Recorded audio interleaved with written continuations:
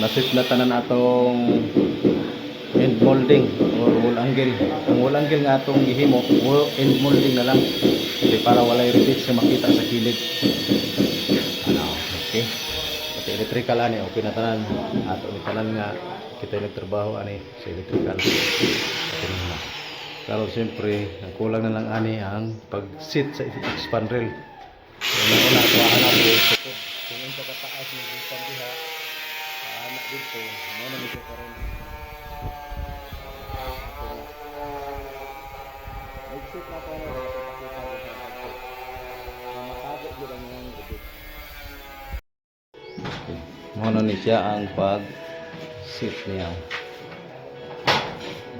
Marinahan niya ko na siya diha. Pagtaod niya sa sunod, tingnan na siya makita. Marinahan kung mauni ang expander kinahanglan ang iyang na mo haom siya diri.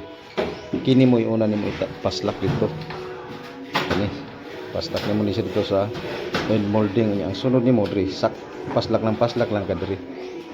Ayan na.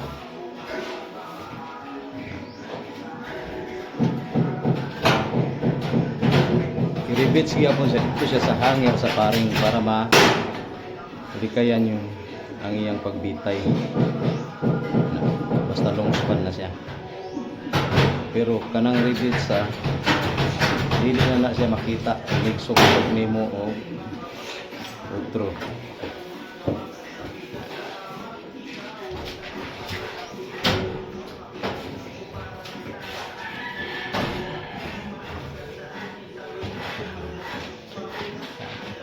Na kay makitang sumpay kay ang iyang niya sa cutting nisulod man dyan dito sa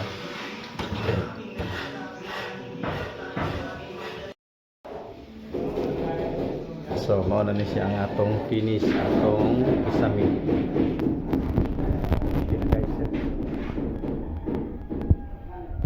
So dali ta kay pag-install aning expander nga ceiling na PVC ceiling inani ra gyud pag-install. Mas nindot man din siya kontra sa hard deflex man pintura pa ka. Samantala sa nimo kung man nasidaan pag magtaos wala okay.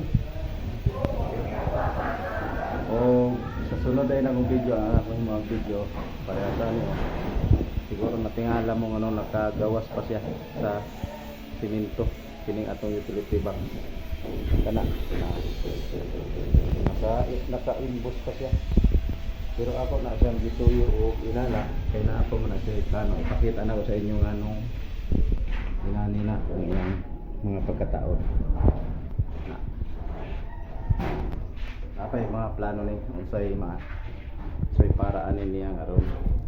So sa tanan dahil ako ang mga subscriber daghan kayong salamat nga padayon ragyapon mo nga nagsuporta sa channel na tunta nga suportahan gyapon ninyo kini akong mga vlog bisan pa todo usahay kulang pero sagi lang panikamutan ako nga matama gyud ang akong pag-vlog nga makakuha mo og mga ideya kung unsa ang dapat buhaton bahin sa construction. Daghang salamat o inatunta nga magpadayon ng suporta sa